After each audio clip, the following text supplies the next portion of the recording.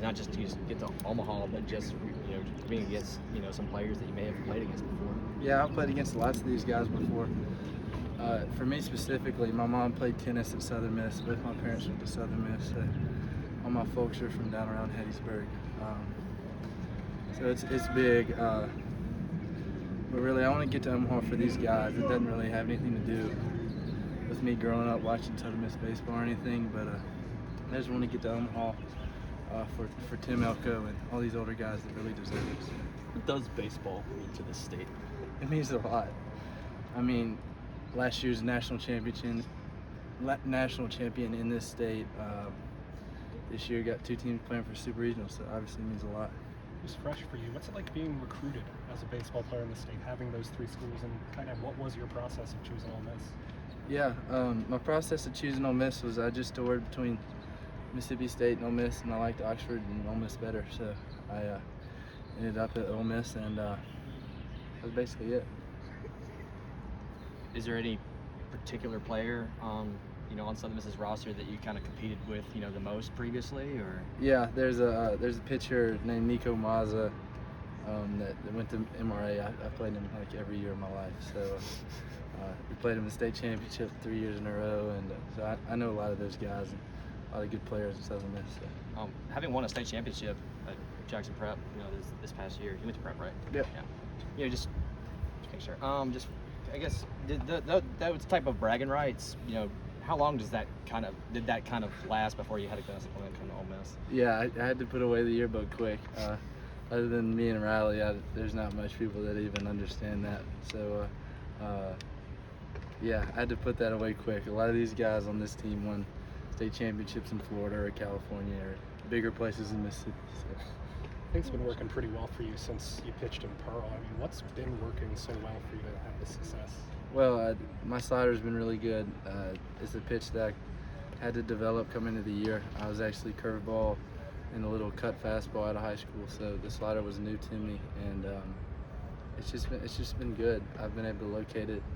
The fastball's been located well, so it's just been working. When did you learn the slider? Coach B told me I needed to learn it going over winter break, so I just learned it over Christmas break, and it was a new pitch, but it got better every time I used it in the spring. So it's probably a dumb question, but what is the process of learning a new pitch that you've Yeah. never thrown? It was a big process. I had to talk to a lot of people that had helped me in high school. So bigger to me was I had to ditch a lot of pitches so in order to learn the slider. So I had to talk to one of my high school coaches, Jay Powell, and Xander Romano.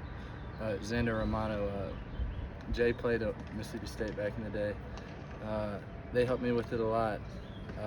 Pitching coach from home named Terry Thompson helped me with it a lot.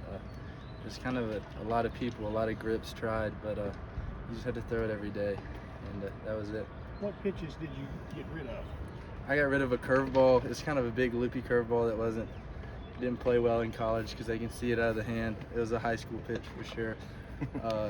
And then a little cut fastball that I threw a little harder than I do my slider now, but it just didn't have enough movement. So I kind of had to find a happy medium, kind of merge the two together to get a pitch that moves well and it can be thrown pretty hard. Does it hurt your feelings when they tell you have to be a new pitcher, or is it kind of a challenge? Just kind of how do you react to completely reinventing yourself? I thought it was cool because the great thing about the coaches here, they're very honest and they tell you what they think. Coach B sat me down and he was like, we need you to have a slider for you to pitch here this year, and I was like, well, deal, I'll get it done. So that's what I did. What was the adrenaline like on Sunday? You're stuck at a pitcher's duel like that. I mean, trying to match at that point, keep everything in it. I mean, how'd you sort of keep yourself composed? It was really cool. Those Miami fans were fun. They get real loud whenever you throw balls, so I was just trying to pound the zone. And honestly, it's comparable to the UCF atmosphere earlier in the year. I came in a game against UCF with John Gaddis had pitched really well, and it was like 0-0. So having that experience was big. I mean, kind of going off that, I mean, having pitched in front of 11,500, week after week, and talk about that crowd and the atmosphere in Miami. It's safe to say that was just a big thing, for you kind of coming in. Yeah. That you've done better to have been there before, except with that being postseason. Absolutely, yeah. The crowd at Swayze definitely gets you ready for that. Miami was it's a lot smaller. You see how big the SEC baseball is because the stadiums are just on a different level. So pitching here in front against Texas A&M and at Pearl and those big atmospheres definitely get you ready for postseason play. Parents going to be wearing black and gold this weekend, or are they going to be wearing blue? Heck no. That's long gone. Yeah, my mom jokes with me about it sometimes, but there's no question they're rebels now. So. Thanks, man. Thanks, Awesome. man. Thanks.